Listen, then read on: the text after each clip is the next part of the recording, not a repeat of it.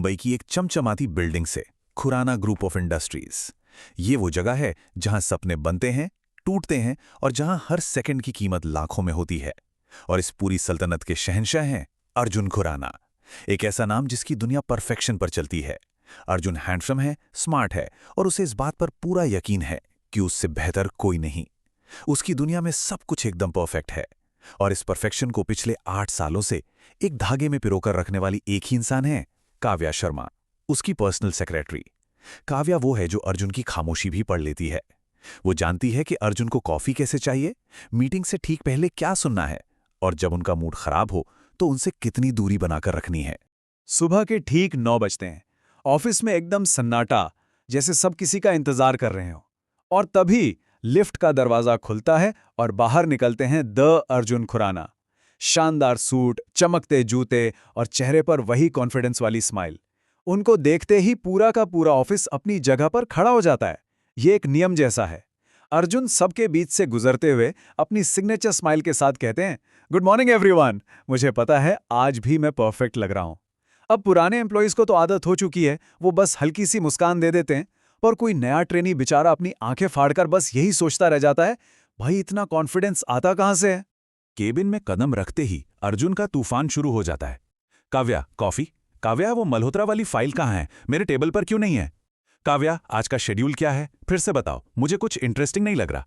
और कभी कभी तो ये भी, काव्या, आज क्लाइंट्स को याद दिला देना कि वो दुनिया के सबसे बेस्ट सीईओ से मिल रहे हैं। ऑर्डर्स की इस सुनामी के बीच काव्या एक शांत समंदर की तरह है। वो एक ही टाइम पर कॉफी बना रही है, फाइलें ढूंढ रही है, कॉल्स मैनेज कर रही है और चेहरे पर एक शिकन तक नहीं। ऑफिस के लोग अक्सर फुसफुसाते हैं, सर को लगता है कंपनी वो चला रहे हैं, पर असली मास्टरमाइंड तो काव्या है। सर से ज्यादा परफेक्ट तो वो है। दिन भर की भागदौड़, मीटिंग्स, कॉल्स और अब शाम हो चुकी है। ऑफिस लगभग खाली हो गया है। अर्जुन अपने केबिन में बैठा है, दिन भर की अपनी कामयाबियों पर खुश। तभी दरवाजे पर एक हल्की सी दस्तक होती है। काव्या अंदर आती है। उसके हाथ में एक सफेद लिफाफा है। अर्जुन बिना उसकी तरफ देखे ही कहता है, हाँ काव्या, कल सुबह का शेड्यूल रेडी है? पर काव्या की आवाज में कुछ ऐसा था जो रोज जैसा नहीं था। एक अजीब सी शांति और एक फैसला। वो कहती है, सर, मैं रिजाइन कर रही हूं। बस ये 3 शब्द और अर्जुन के शानदार केबिन की खामोशी में जैसे एक धमाका हो जाता है। अर्जुन अपने लेदर की चेयर पर जैसे जम सा गया। उसने शब्द सुने तो, पर दिमाग यकीन करने को तैयार नहीं। वो बाहर से एकदम नॉर्मल दिखने की कोशिश करता है। ये मजाक है? अगर है तो बहुत ही बेकार है काव्या। लेकिन उसके दिमाग के अंदर एक भूचाल आ चुका था। रिजाइन मतलब क्या?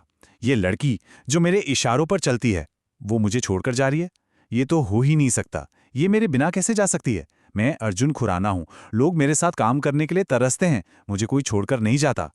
शायद ये उसकी जिंदगी का पहला पल था जब उसकी परफेक्ट दुनिया में कोई दरार पड़ी थी। काव्या की आंखों में आंसू थे, पर उसकी आवाज में एक मजबूती थी। वो धीरे से कहती है, नहीं सर, ये कोई मजाक नहीं है। मैंने 8 साल, अपनी जिंदगी के पूरे 8 साल इस ऑफिस को आपको दिए हैं। आपकी हर मीटिंग, हर डील, आपकी पसंद नापसंद, सब कुछ मेरी पहली प्रायोरिटी बन गई थी। एक आंसू उसकी आंख से फिसल कर नीचे गिरता है।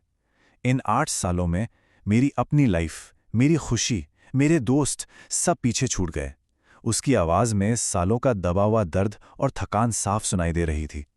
अब मैं अपनी लाइफ जीना चाहती हूं। ये शब्द इतने भारी थे कि अर्जुन खुराना का सारा घमंड, सारा एटीट्यूड एक पल में पिघल गया। वो बस उसे देखता रह गया, पहली बार पूरी तरह से खामोश। काव्या तो चली गई, लेकिन अर्जुन घंटों तक अपने अंधेरे कैबिन में अकेला बैठा रहा। बाहर शहर जगमगा रहा था, पर उसके अंदर अंधेरा था। उसके दिमाग में बस एक ही बात घूम रही थी, अगर ये चली गई तो क्या होगा? सुबह की कॉफी कौन बनाएगा? मीटिंग्स के लिए कौन तैयार करेगा? कौन बताएगा कि मेरी टाई मेरे सूट से मैच कर रही है या नहीं? उसे पहली बार ये डरावना एहसास हुआ कि काव्या सिर्फ उसकी सेक्रेटरी नहीं थी, वो उसकी लाइफ का एक हिस्सा थी, एक बहुत जरूरी हिस्सा। लेकिन उसका ईगो, उसका घमंड इस सच को मानने को तैयार नहीं था। उसने अपनी मुट्ठी भींची और खुद से एक वादा किया, मैं इसे जाने नहीं दूंगा, चाहे इसके लिए मुझे कुछ भी क्यों ना करना पड़े। अगली सुबह अर्जुन ऑफिस एक मिशन के साथ आता है। वो इस प्रॉब्लम को भी किसी बिजनेस डील की तरह ही सॉल्व करना चाहता था। वो सीधा अपने एचआर हेड के पास गया और पूछा, अगर किसी बहुत जरूरी एम्प्लॉय को रोकना हो तो क्या करते हैं? जवाब बड़ा सीधा था, सर, या तो सैलरी डबल कर दो या प्रमोशन दे दो। पैसे के लिए हर कोई रुक जाता है। अर्जुन को यह सुनकर लगा जैसे उसे कोई खजाना मिल गया हो। वो मन ही मन हंसा। बस इतनी सी बात, ये तो मैं कल ही कर सकता था। वो पूरे कॉन्फिडेंस के साथ काव्या को अपने कैबिन में बुलाता है, जैसे वो कोई जंग जीतने जा रहा हो। अर्जुन अपनी चेयर पर एक राजा की तरह बैठता है और अपना सबसे बड़ा दांव खेलता है। काव्या, मैं तुम्हारी सैलरी डबल कर रहा हूं और आज से तुम सीनियर एग्जीक्यूटिव असिस्टेंट हो। उसे पूरा यकीन था कि ये सुनते ही काव्या खुशी से उछल पड़ेगी और अपना रेजिग्नेशन वापस ले लेगी। लेकिन काव्या के चेहरे पर कोई बदलाव नहीं आया। वो बिल्कुल शांत खड़ी रही और बस इतना कहा, नहीं सर। ये दो शब्द नहीं थे, ये एक हथौड़ा था जो सीधा अर्जुन की ईगो पर लगा था। उसका सारा कॉन्फिडेंस, सारा प्लान एक सेकंड में बिखर गया। अर्जुन अपनी हार मानने को तैयार नहीं था। वो थोड़ा झल्ला कर बोला, क्या मतलब नहीं? तुम्हें अंदाजा भी है कि लोग इस ऑफर के लिए क्या कुछ नहीं कर सकते? काव्या के चेहरे पर एक हल्की थकी हुई मुस्कान आई। मुझे पता है सर, लेकिन मेरी प्रॉब्लम पैसा या पोजीशन है ही नहीं। वो एक पल रुकी, फिर धीरे से बोली, सर मैं अब थक चुकी हूं। मैं हर सुबह इस डर के साथ नहीं उठना चाहती कि कहीं आपसे कोई गलती ना हो जाए या आपकी कोई मीटिंग खराब ना हो जाए। मैं अब सिर्फ काव्या द सेक्रेटरी बनकर नहीं जीना चाहती।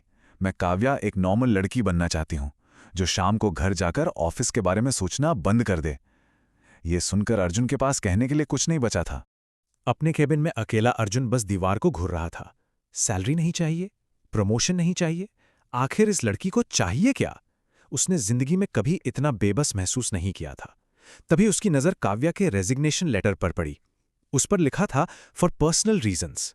पर्सनल, पर्सनल, पर्सनल, ये शब्द उसके दिमाग में हथौड़े की तरह बजने लगा। और तभी अचानक उसके दिमाग में बिजली की तरह एक क्रेजी, बिल्कुल पागलपन भरा आइडिया आया। एक ऐसा आइडिया जो अर्जुन खुराना के ईगो के लिए बिल्कुल परफेक्ट था।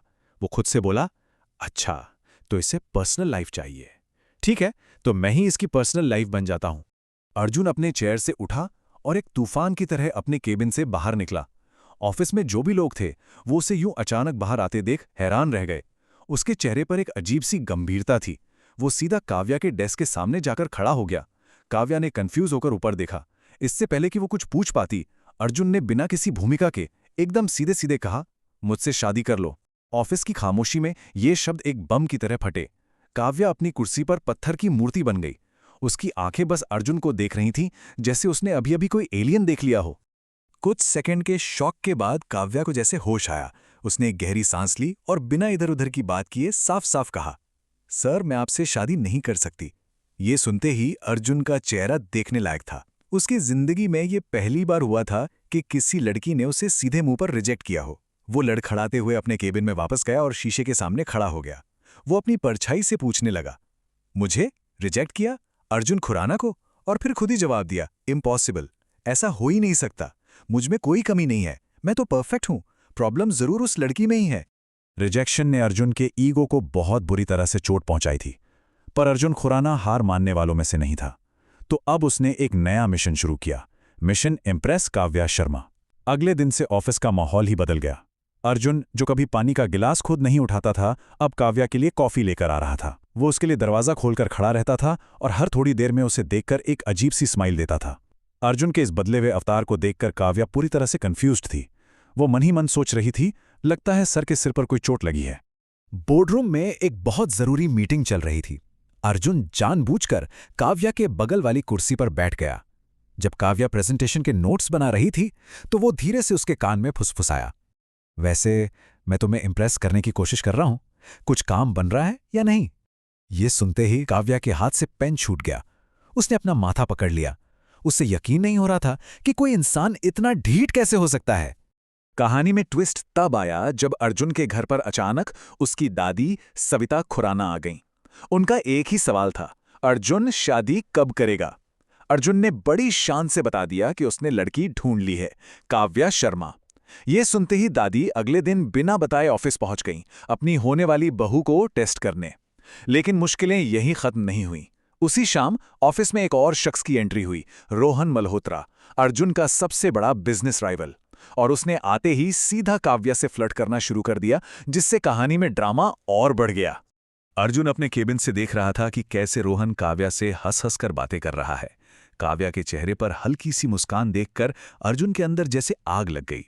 उसका ईगो तो पहले से ही हाई था, कंफ्यूजन चल ही रही थी, और अब जेलसी का मीटर भी खतरे के निशान को पार कर गया।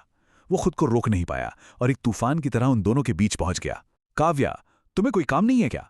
उसकी आवाज में एक हक था जो साफ बता रहा था कि उसे ये सब बिल्कुल पसंद नहीं आ रहा। ऑफिस में सब कुछ शांत था। तभी एक प्यून के हाथ से फाइलों का एक बड़ा सा बंडल जोर से जमीन पर गिरता है। धड़ाम की एक तेज आवाज पूरे ऑफिस में गूंज जाती है। सब चौंक कर उधर देखते हैं, लेकिन अर्जुन की नजरें काव्या पर टिक जाती हैं। उस आवाज को सुनते ही काव्या का चेहरा एकदम सफेद पड़ गया था। उसके हाथ पूरी तरह कांपने लगे, सांसें तेज हो गईं और माथे पर पसीना आ गया। उसे एक भयानक पैनिक अटैक आया था। इससे पहले कि कोई और कुछ समझ पाता, अर्जुन एक झटके में अपनी जगह से उठा और काव्या की तरफ भागा। इस पल वो बॉस नहीं था, सीईओ नहीं था, वो सिर्फ एक इंसान था जो किसी को तकलीफ में देख रहा था। उसने काव्या के कंधों को पकड़कर उसे संभाला और उसे लगभग उठाकर अपने केबिन में ले गया। उसे सोफे पर बिठाया, पानी दिया और बहुत ही नरम आवाज में बोला, काव्या, मेरी तरफ देखो, तुम सेफ हो, मैं हूं यहां। उसकी आवाज में वो घमंड नहीं था, बल्कि एक गहरी परवाह थी। कुछ देर बाद जब काव्या थोड़ी शांत हुई तो उसकी आंखों से आंसू बहने लगे। उसने कांपती हुई आवाज में बताया, जब मैं छोटी थी तो एक बार सजा के तौर पर मुझे घर के स्टोर रूम में बंद कर दिया गया था। उसकी आंखों के सामने वो खौफनाक मंजर तैर गया। चारों तरफ अंधेरा था, बाहर तूफान आ रहा था, बिजली कड़क रही थी और मैं अंदर अकेली दरवाजा पीट पीट कर रो रही थी। उसने बताया कि उस दिन के बाद से ही कोई भी तेज आवाज उसे उसी अंधेरे कमरे में वापस ले जाती है। काव्या की कहानी सुनकर अर्जुन सन्न रह गया। उसे पहली बार काव्या के उस शांत चेहरे के पीछे छिपा हुआ एक गहरा दर्द और डर दिखा। वो लड़की जो उसकी हर मुश्किल संभाल लेती थी, अपने अंदर इतना बड़ा तूफान लेके जी रही थी। उसने मन ही मन सोचा, मैं क्या कर रहा था? मैं तो बस अपने ईगो के लिए उसे इम्प्रेस करने का एक खेल खेल रहा था। पर अब मैं सच में उसे प्रोटेक्ट करना चाहता हूं। उसके दिल में जो भी खेल था, जो भी मजाक था, वो सब काव्या के आंसुओं में बह गया। उसकी भावनाएं अब असली थी। इस एक घटना ने अर्जुन खुराना को हमेशा के लिए बदल दिया था। जो बॉस सिर्फ ऑर्डर देता था, अब वो सहारा दे रहा था। जो इंसान हर चीज में परफेक्शन ढूंढता था, अब वो दर्द को समझने लगा था। जिसका हर फैसला उसका ईगो लेता था, अब उसके फैसले हमदर्दी और परवाह से निकल रहे थे। अर्जुन खुराना द बॉस अब अर्जुन द प्रोटेक्टर बन चुका था। और ये बदलाव सिर्फ काव्या के लिए नहीं था, ये बदलाव उसके खुद के लिए भी था। उस रात काव्या अपने कमरे में शीशे के सामने खड़ी थी और खुद से पूछ रही थी, क्या मैं फिर से किसी पर भरोसा कर सकती हूं? अर्जुन का बदला हुआ रूप उसके दिल में एक उम्मीद तो जगा रहा था, पर उसका अतीत उसे पूरी तरह से यकीन करने से रोक रहा था। वहीं दूसरी तरफ अर्जुन अपनी बालकनी में खड़ा था और खुद से एक वादा कर रहा था, मैं उसे फिर कभी कोई तकलीफ नहीं होने दूंगा, कभी नहीं। अब सवाल सिर्फ ये था कि क्या काव्या का डर उसकी उम्मीद पर भारी पड़ेगा या अर्जुन का बदला हुआ प्यार उसका भरोसा हमेशा के लिए जीत लेगा।